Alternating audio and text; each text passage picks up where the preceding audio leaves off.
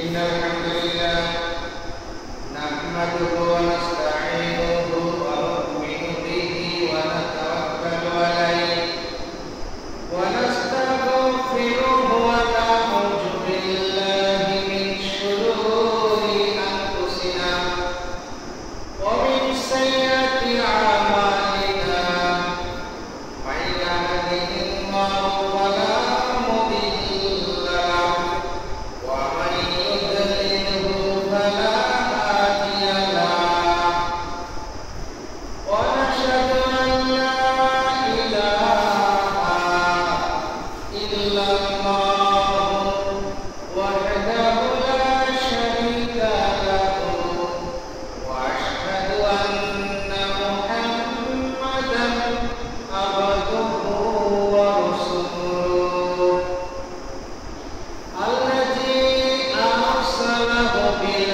haqqi basyiran wa nadhiran wa da'iyan ila Allahi bi'idhnihi wa sirajan munira.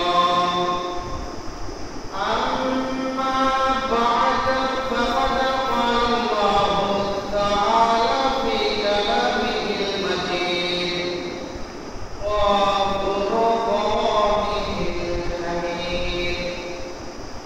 A'udzu billahi minasy syaithanir rajim. Bismillahirrahmanirrahim. Yauma la yanfa'u malun wa la banun illa man ata Allaha biqalbin salim.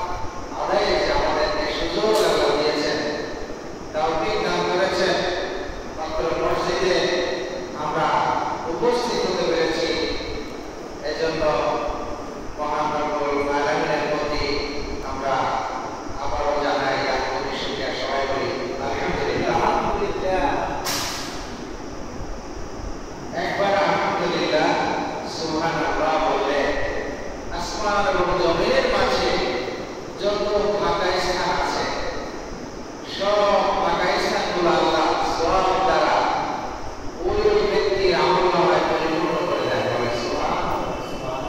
সুবহানাল্লাহ বলতে কি আমাদের কষ্ট আছে? না, খুব সহজ না উচ্চারণ করা। আলহামদুলিল্লাহ বলা খুব সহজ, একবার বললেই তো আল্লাহ সন্তুষ্ট হয়ে যায়, ঠিক না?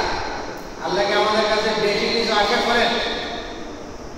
আমাদেরকে আমরা যদি আল্লাহর শুকরিয়া না করি তাহলে আল্লাহর কিছু আসে যায়?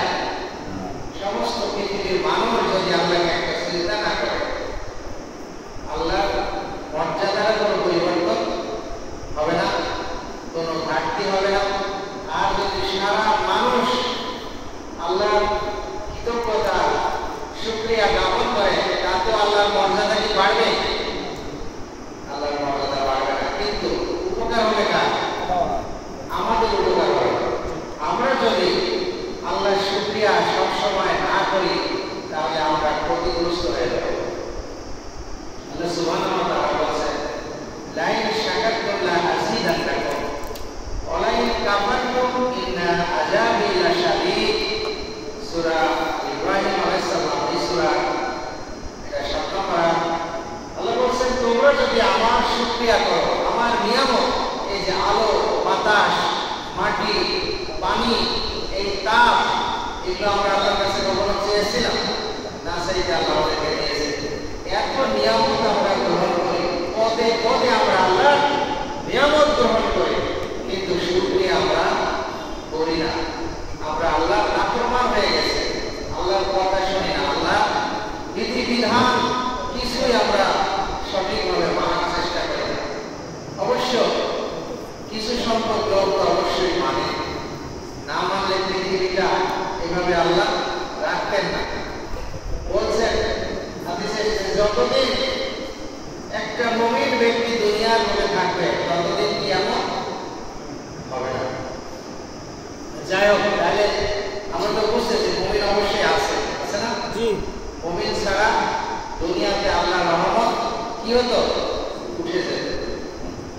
আল্লাহর রহমত যেহেতু আমরা রহমতের মধ্যে সবসময় নিমজ্জিত আছি, এজন্য আমাদের উচিত সবসময় আল্লাহ রহমতের এই নিয়ামতের জন্য শুকরিয়া আদায় করা। আজকে যে জুমাবার সপ্তাহের একটা শ্রেষ্ঠ দিন এবং বছরের দুই ঈদের চাইতেও উত্তম, এই জুমাবারে আজকে একটা সুন্নতের কথা, আমলের কথা বলি।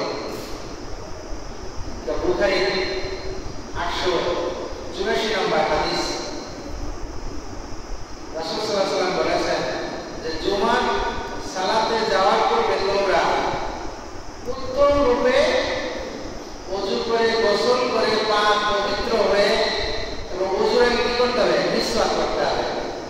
মিসওয়াক আপনাদের যারা ব্রাশ করে, ব্রাশ করলেও হবে, মিসওয়াক থাকলেও হবে, সমস্যা নাই। মিসওয়াকের অল্টারনেট ব্যবস্থা হচ্ছে ব্রাশ করা, তাই না? ব্রাশ করলে যে হবে না তা হবে। তো মিসওয়াক করতে হবে এবং উত্তম রূপে ওযু গোসল করে, গোসল করা কি জুমাবারে ওয়াজিব। গোসল না করলে কি হবে? পাপ হবে, কি হবে না? যেহেতু ওয়াজিব মানে বাধ্যতামূলক, এজন্য শুক্রবারে অবশ্যই গোসল করতে হবে জুমার সালাতে আসার পরে। এই একটা বড় সুন্নাত। আর আরেকটা আছে যে উত্তম কাপড়, পোশাক, উত্তম বলতে পাক পরিষ্কার পবিত্র বাক্সা পোশাক হতে হবে। এই যে পায়জামা, পাঞ্জাবি বা জুব্বা যেটাই পরে, এটা পরিপাটি সুন্দরভাবে সুগন্ধি ব্যবহার করে এবং সাজসজ্জায় সুন্দরভাবে আসতে হবে মসজিদে।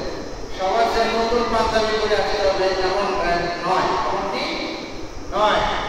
যার যে কাপড় আছে সেই কাপড়ের মধ্যে সবচেয়ে যেটা ভালো সেটা পরে আসলে হবে, এবং সেটা পুরাতন কিন্তু ভালো হলে পরিষ্কার পরিচ্ছন্ন যাবে। তাহলে এই দুটা সুন্নাত, এটা হলো বুখারীর 874 নম্বর হাদিস। এই দুটা হাদিস, প্রথম বলা হচ্ছে ওযু, মিসওয়াক, ওযু করে পাক পবিত্রভাবে গোসল করে আসতে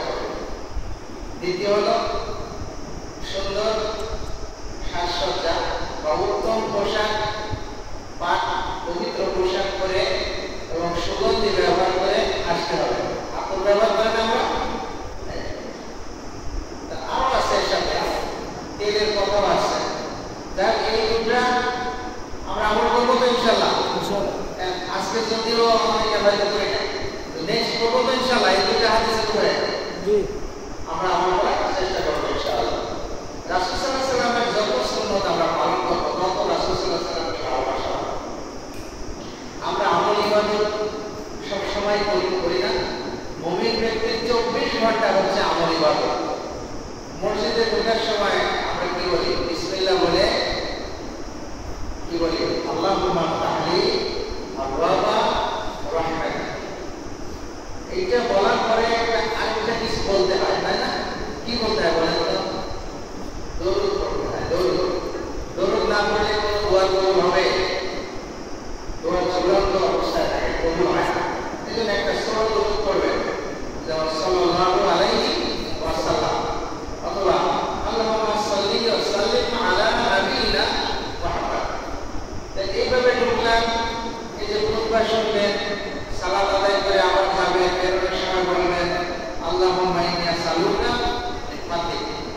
এটা বলার পরে আবার দরুদ পড়বেন। এইভাবে প্রত্যেকটি স্থানে যদি এইভাবে চলি, রাস্তায় চলার সময় ডান দিক থেকে যাব, এভাবে যদি চলি, গাড়ি থাকলে যে দেশের নিয়ম অনুযায়ী আপনি চলতে পারবেন। যখন হেঁটে যান তখন অবশ্যই সুন্নত পালনের চেষ্টা করবেন, ডান দিক থেকে যাবেন। মুমিনের ঘুমাতে যাওয়া থেকে শুরু করে ঘুম থেকে ওঠার 24 ঘন্টা মুমিনের ইবাদত। ইবাদত আমল আমরা কেউ পুরোপুরি হয়তো করার চেষ্টা করি, অনেকে করি না, বেশিরভাগ ক্ষেত্রেই করি না। কিছু সংখ্যক আমরা হয়তো 2-3% তারা সবকিছু সুন্দরভাবে ধরার চেষ্টা করি। এই আমলগুলা শুধু নামে মাত্র আমল হলে চলবে না। এই আমলের একটা মূল বিষয় যেটা আজকে আমি সেটা হাইলাইট করতে যাচ্ছি। আমলগুলো আমাদেরকে কি করতে হবে? পরিশুদ্ধ করতে হবে।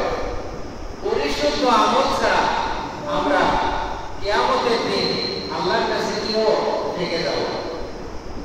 আল্লাহ সুবহানাহু ওয়া তাআলা বলেন সূরা, আমি যে বিবরণটা করেছি প্রথমে, সূরা শুআরা। সূরা শুআরা মানে কি? কবিগণ, কবি বোঝেন? কবি যারা কবিতা লেখে, এই কবিদের সম্পর্কে আল্লাহ সুবহানাহু ওয়া তাআলা এই সূরাতে সঠিক কিছু মন্তব্য করেছেন যে কবিদের উপরে কিন্তু শয়তান নাযিল হয়। আমরা কিন্তু অনেকেই কবিতা পড়তে ভালোবাসি। কিছু কিছু কবিতা আমরা মাহফিলে, মিলাদ, কবিতা পড়ে না? এই কবিতার মধ্যে অনেক ভুল আছে।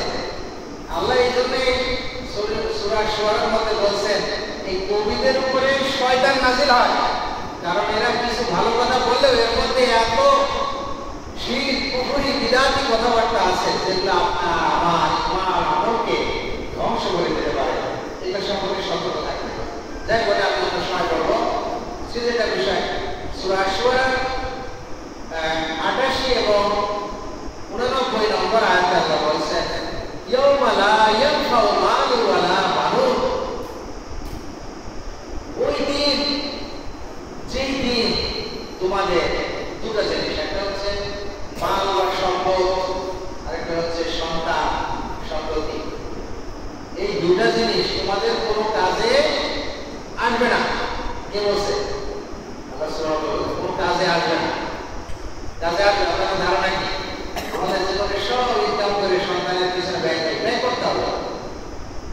যেটা দায়িত্ব এইভাবে ব্যয় করতে হবে। সন্তানকে সলিড বানাতে হবে, সুসন্তান বানাতে হবে, না হলে বিপদ আছে। সেই সন্তান কোনো কাজে আসবে না।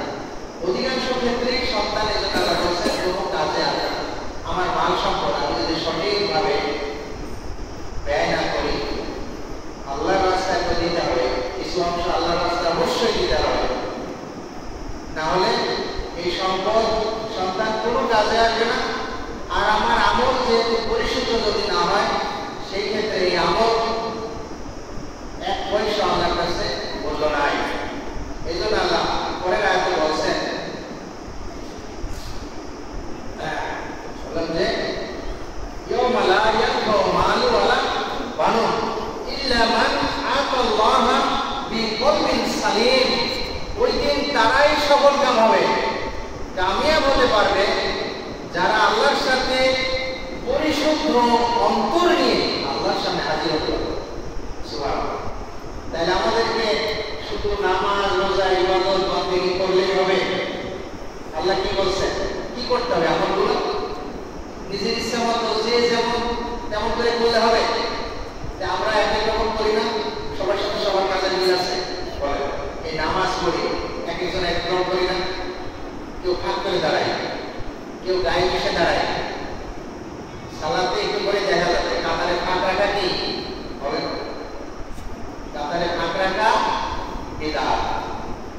সাল্লাল্লাহু আলাইহি সাল্লাম কখনো কাতারে ফাঁক রাখতে বলেন নাই।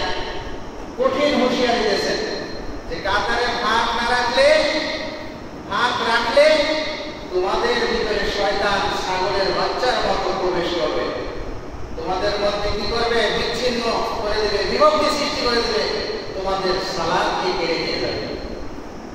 আরেক হাদিসে বলছে আল্লাহ সুবহানাহু ওয়া তাআলা বলছেন যে আমি তাদের মধ্যে কাতারে যদি ফাঁক রাখি আমি কি করব? তাদের অন্তরকে বিচ্ছিন্ন করে দেব। আমরা মুমিন ভাই, আমাদের অন্তর কি সবার সাথে সবার মিল আছে? এই সমাজে হিংসা, বিদ্বেষ, প্রতিহিংসা আছে না?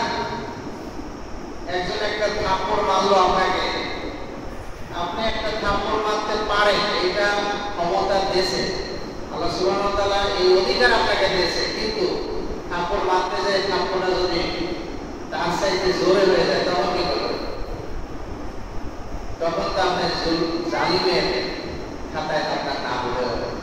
এই জন্য এই ক্ষেত্রে আপনি যদি ন্যায় পরায়ণতা হতে পারেন তাহলে যতটুকু জোরে সাপ করতেছে তার চেয়ে একটু কম রাখতে হবে, তাহলে কিন্তু বেশি হয়ে যাওয়ার সম্ভাবনা আছে। অথবা আপনি সহ্য করে থাকবেন, কি করবেন? ধৈর্য ধারণ করবেন, সেটা আরো উত্তম। আস্তে আস্তে ধৈর্য ধারণ করেন, তাহলে তার সাথে আপনার সম্পর্ক ভালো হবে না? সম্পর্ক অবশ্যই ভালো হবে। তো মানুষের সাথে প্রত্যেকের হিংসা বিদ্বেষ ত্যাগ করতে হবে। আল্লাহ বলেন ওয়াতাসিমু বিহাবিল্লাহি জামিআন ওয়া লা তাফাররাকু। মুসলমান প্রকৃত হতে হলে আমাদেরকে ঐক্যবদ্ধভাবে থাকতে হবে এবং সবাইকে মিলেমিশে থাকতে হবে। হিংসা বিদ্বেষ বর্জন করতে হবে, অহংকার বর্জন করতে হবে। আর প্রত্যেকটা আমল কোরআন সুন্নাহর আলোকে পরিশুদ্ধ করতে হবে। রাসূল সাল্লাল্লাহু আলাইহি ওয়াসাল্লাম যেভাবে প্রত্যেকটি কাজ করেছেন, যেমন এখানে রাসূল সাল্লাল্লাহু আলাইহি ওয়াসাল্লামের হাদিসটা আনাস রাদিয়াল্লাহু তাআলা আনহু বর্ণনা করেছেন, আপনি ওয়াসুবুকুম, তারপরে বলেছেন ওয়াতারাসু ওয়াসুদ্দুল খলাল, যে সালাতের কাতারকে প্রতিষ্ঠিত করতে হবে এইভাবে, যে ফাঁক সমূহ বন্ধ করতে হবে এইভাবে। দাঁত যেমন খিলাল করে, দাঁতে দাঁত লেগে থাকে, ঠিক এইভাবে মিশে দাঁড়াতে হবে। তারপরে বললেন আমরা যখন সালাতে দাঁড়াতাম আমরা কিভাবে দাঁড়াতাম? বিমান কিবাহু বিমান মানকিবি ওয়া সাইবিহি, কাঁধের সাথে কাঁধ এবং পার্শ্ববর্তী ব্যক্তির অসহায়বিহি বি কদামাহু ওয়া কদামি, পার্শ্ববর্তী ব্যক্তির কাঁধের সাথে কাঁধ এবং কদম পায়ের সাথে পা মিলিয়ে আমরা কাতারে দাঁড়াতাম। এখন বলেন এই হাদিসকে আমাদের মানতে হবে না? এটাই নবীর সুন্নাত না সুন্নাত না? বলেন তাহলে আমরা ভুল করতেছি কেন? কাতারে ফাঁক রাখলে ক্ষতি কি হয়? এই যে মুসলমানদের মধ্যে ভ্রাতৃত্ব থাকে, বন্ধন বিচ্ছিন্ন হয়ে যাবে। আপনি যতই চেষ্টা করেন লাগাতে পারবেন না। আল্লাহ বলছেন আমি যদি ফাঁক বন্ধ করে আমি তোমাদের অন্তরকে জুড়িয়ে দেবো, আর যদি ফাঁক রাখো তোমাদের অন্তরকে আমি বিচ্ছিন্ন করবো, ফারাক করে দেবো, মিল থাকবে না। আজকে এই জন্যই এত অমিল, এত দল, এত মত। আমাদেরকে কোরআন সুন্নাহর আলোকে এক কাতারে শামিল হতে হবে, সবাইকে ঐক্যবদ্ধ হতে হবে। আল্লাহ বলছেন যে বিচ্ছিন্ন হওয়া, বিভক্তি সৃষ্টি করা কি হারাম, আল্লাহ নিষেধ করেছেন। ওয়ালা তাফাররাকু, তাফাররাকু মানে তোমরা কি হবে না? ফারাক হওয়া, নিজেদেরকে বিচ্ছিন্ন, তারপরে মত পার্থক্য করে তোমরা আলাদা আলাদা হয়ে যাবে না, এটা হারাম। আর আল্লাহ বলছেন যদি কাতারের মধ্যে মিলে যাও তাহলে তো অবশ্যই তোমাদের অন্তরকে জোড়াই দেব। তারপরে হাদিসে আসছে তার জন্য দুটা পুরস্কার। কয়টা? দুটা পুরস্কার। ওই ব্যক্তির জন্য জান্নাতে আল্লাহ সুবহানাহু ওয়া তাআলা একটা করে ভবন তৈরি করে দিবেন, প্যালেস। এই রাজপ্রাসাদ দেখছেন না? এই ছোটখাটো ঘর না, এমন ভবন জান্নাতের একটা ইটের দাম হবে না যদি সমস্ত দুনিয়া আপনি বিক্রি করে দেন। একটা ইটের দাম হবে না। একটা ভবনের মধ্যে কত কোটি কোটি লক্ষ লক্ষ ইট আছে, হিসাব আছে। এত মূল্যবান জিনিস আপনাকে দান করা হবে। আরেকটা জিনিস হচ্ছে আল্লাহ বলছেন ওই ব্যক্তির মর্যাদা আমি বাড়িয়ে দেব। তাহলে এক সৎ একসাথে পরিশুদ্ধ আজকে কাতার ঠিক করবেন সবাই, ইনশাআল্লাহ করবেন তো? আমি কি কোনো বানাই কথা বললাম? এটা বুখারীর হাদিস, বুঝছেন? বুখারীর হাদিস, আনাস রাদিয়াল্লাহু তাআলা আনহু বর্ণনা করেছেন। তো তারপরে যেমন অনেক কিছু আমরা ভুল করি, সালাতে অনেক ভুল করি, এই হাত বাঁধা থেকে শুরু করে, তারপরে নিয়ত আমরা কি নিয়ত বলি, মুখে বলি কেউ? আপনারা বলেন নিয়ত পড়েন? পড়েন? নিয়ত পড়া যাবে না। নিয়ত হলো অন্তরের বিষয়। নিয়ত মানে কি? আন্তরিক সংকল্পবদ্ধতা। যখন আপনি যে বাসা থেকে রওনা দিয়েছেন বাড়ি থেকে, তখন আপনি মনে মনে কি ভাবছেন? এখন জুমার সালাত আদায় করতে যাচ্ছে, তাই তো? নিয়ত তো হয়ে গেল। এখানে দাঁড়ায় আমরা জায়নামাজের দোয়া ইন্নী ওয়াজ্জাহতু পড়বেন, এটা তো জায়নামাজের দোয়া না, এটা পড়লে বিরাট হবে। রাসূল সাল্লাল্লাহু আলাইহি ওয়াসাল্লাম এই দোয়াটা পড়েছেন, কোথায় পড়েছেন? হাত বাঁধার পরে। এটা একটা সানা, এটা জায়নামাজের দোয়া, এটা একটা সানা, 4-5টা সানা আছে। তো এগুলো আমাদের হাদিস উড়াই উড়াই দেখে রাসূল সাল্লাল্লাহু আলাইহি ওয়াসাল্লামের সুন্নাহ নিয়ে আমাদেরকে পরিশুদ্ধ হতে হবে। পরিশুদ্ধ না হলে ওই যে কোরআনে আয়াতটা বললাম, ওই দিন যারা পরিশুদ্ধ হয়ে, বিশেষ করে নিজের অন্তরকে আমি পরিশুদ্ধ করতে হবে। আমার বাহ্যিক যে পোশাক লেবাস, এই লেবাস আর আন্তরিক পরিশুদ্ধতা কি এক? অন্তরের সাথে যদি বাহ্যিক এবং আমলের মিল না থাকে, তাকে বলে কি? নিফাকি, সে মুনাফিক। মনে করেন অন্তরে আমি বলতেছি যে নামাজ ঠিক মতো পড়বো না, এরকম আছে না? আবার মনে করেন অন্তরে বললো যে নামাজ ঠিক মতো পড়বো, কিন্তু বাহ্যিকে এসে নামাজ ঠিক মতো পড়লো না, রুকু সিজদায় সঠিকভাবে করে না, সিজদা দিয়ে উঠে সঠিক না বসে আবার সিজদা দিল। দুই সিজদার মাঝে দোয়া আছে, আছে না? জানেন আপনারা 60টা দোয়া আছে। 60টা দোয়া, 1টা 2টা 3টা 5টা যে কটা পারেন করবেন।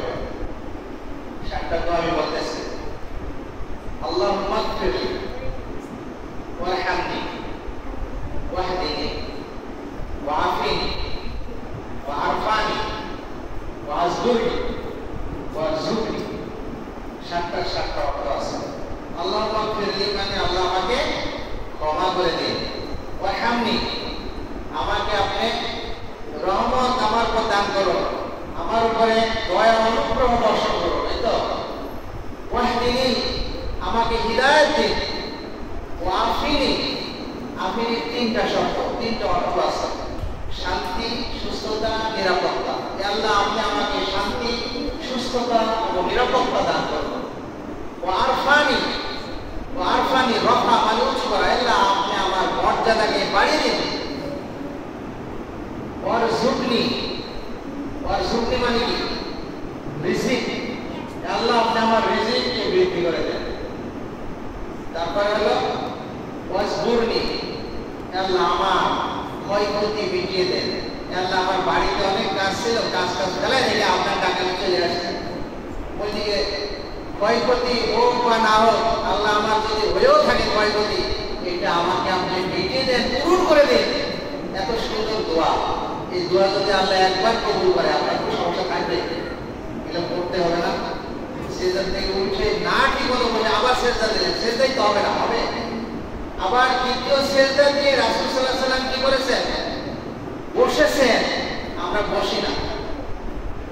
বুখারী মুসলিমের হাদিস, রাসূল সাল্লাল্লাহু আলাইহি ওয়াসাল্লাম দ্বিতীয় সিজদা দিয়ে প্রত্যেক রাকাতে দ্বিতীয় সিজদার পরে কি করেছেন? বসেছেন, তারপরে হাতটা বাঁধায় উঠেছেন। এটা সব হাদিসের কথা বলছে, কোনো বাবার কথা আমরা জানি না, হয়তো যে বাপদাদার থেকে নিয়মে চলে আসতেছি, এজন্য খুদায় দেখার চেষ্টা করি নাই। আমাদেরকে এগুলা দেখে যাচাই বাছাই করে শিখতে হবে। আমি বলে গেলাম, হয়তো কয়েকদিন পর আপনার নাও মনে থাকতে পারে, ভুলে যেতে পারে। এটা নিজেকে আমার বারে বারে দেখতে হবে, চর্চা করতে হবে। জিনিসগুলো খুবই কমন জিনিস, সাধারণ জিনিস, কিন্তু সাধারণের মধ্যে আমাদের ভুল বেশি। কঠিনগুলা ভুল কম হয়, কমনগুলা সাধারণগুলা ভুল বেশি হচ্ছে। তাইলে সালাতের মধ্যে এরকম অনেক ভুলভ্রান্তি আছে। আল্লাহ সুবহানাহু ওয়া তাআলা আমাদেরকে বলছেন যে قد أفلح من زكاها وقد خاب من دساها সূরা শামসের 9 নম্বর 10 নম্বর আয়াতে, যে নিজেকে পরিশুদ্ধ করলো। পরিশুদ্ধ এক নম্বর হলো ঈমানের পরিশুদ্ধতা, দুই নম্বর হচ্ছে আপনার কল হৃদয়ের অন্তরের আপনার বিবেক বিবেচনা আপনার প্রবৃত্তি এগুলোর পরিশুদ্ধতা আনতে হবে। ঈমান পরিশুদ্ধ, ঈমানের অনেক কিছু বিষয় আছে না, ঈমান আকীদাকে পরিশুদ্ধ করতে হবে, সব সঠিকভাবে কোরআন সুন্নাহর আলোকে করতে হবে। দ্বিতীয় হলো অন্তরের পরিশুদ্ধতা, অন্তরে কোনো নিফাকি বা মুনাফিকি থাকবে না, শিরক কুফরি বিদআত থেকে বেরিয়ে আসতে হবে। তিন নম্বর হচ্ছে আমাদের যাবতীয় যত আমল আছে একমাত্র তরিকা রাসূল সাল্লাল্লাহু আলাইহি সাল্লামের তরিকায় করতে হবে। ওই যে আয়াতটা বললাম যে সূরা মুহাম্মদ সাল্লাল্লাহু আলাইহি সাল্লামের আয়াত, এখানে আল্লাহ সুবহানাহু ওয়া তাআলা বলেন 33 নম্বর আয়াতে যে হে মুমিনগণ তোমরা আল্লাহর আনুগত্য করো আর রাসূল সাল্লাল্লাহু আলাইহি সাল্লামের আনুগত্য করো, আর এমন আমল করো না যে আমল যে কারণে তোমাদের আমলগুলো কি হয়ে যায়, ধ্বংস হয়ে যায়। লা তুবদিলু আমালাকুম, ধ্বংস হয়ে যায় এমন আমল করো না। এই আমলগুলো করতে হবে রাসূল সাল্লাল্লাহু আলাইহি সাল্লামের নিয়মে, তার তরিকায়। দ্বিতীয় কোনো তরিকা আমাদের আছে নাই। আমরা মুমিন, আমাদের একমাত্র ইমাম রাসূল সাল্লাল্লাহু আলাইহি সাল্লাম, তার মতো করেই করতে হবে। যখন যেভাবে যে কাজ করতে এভাবে করতে হবে। এখন থেকে যদি আমরা সচেতন না হই, মৃত্যু এসে গেলে ওই যে আয়াতটা বললাম ওই দিন আর আল্লাহ ছাড় দেবেন না। তাদের ছাড় পাবে তারাই যারা আন্তরিক পরিশুদ্ধতা নিয়ে আল্লাহর কাছে হাজির হয়েছে। তারা বলছেন যে قد أفلح من زكاها, যে পরিশুদ্ধ হলো সে সফল কাম। ওমান খাবা মান দাসসাহা, যে নিজেকে পরিশুদ্ধ করলো না, ভুলের মধ্যে থেকে গেল, সে ব্যর্থ হয়ে গেল। আসুন মুমিন ভাই, আপনারা আমরা সবাই আল্লাহ সুবহানাহু ওয়া তাআলার নির্দেশিত পথে রাসূল সাল্লাল্লাহু আলাইহি সাল্লামের সুন্নাহর উপরে প্রত্যেককে আমল করার চেষ্টা করি। আল্লাহ আমাদেরকে যেন তাওফীক দান করেন। আল্লাহুম্মা আমিন। ওয়া মা তাওফীক ইল্লা বিল্লাহ। আলহামদুলিল্লাহি রাব্বিল আলামিন। আলহামদুলিল্লাহ সুবহানাল্লাহি ওয়া বিহামদিহি, আশহাদু আল্লা ইলাহা ইল্লা আনতা, আস্তাগফিরুকা ওয়া আতুবু ইলাইক। আসসালামু আলাইকুম ওয়া রাহমাতুল্লাহি ওয়া বারাকাতুহু।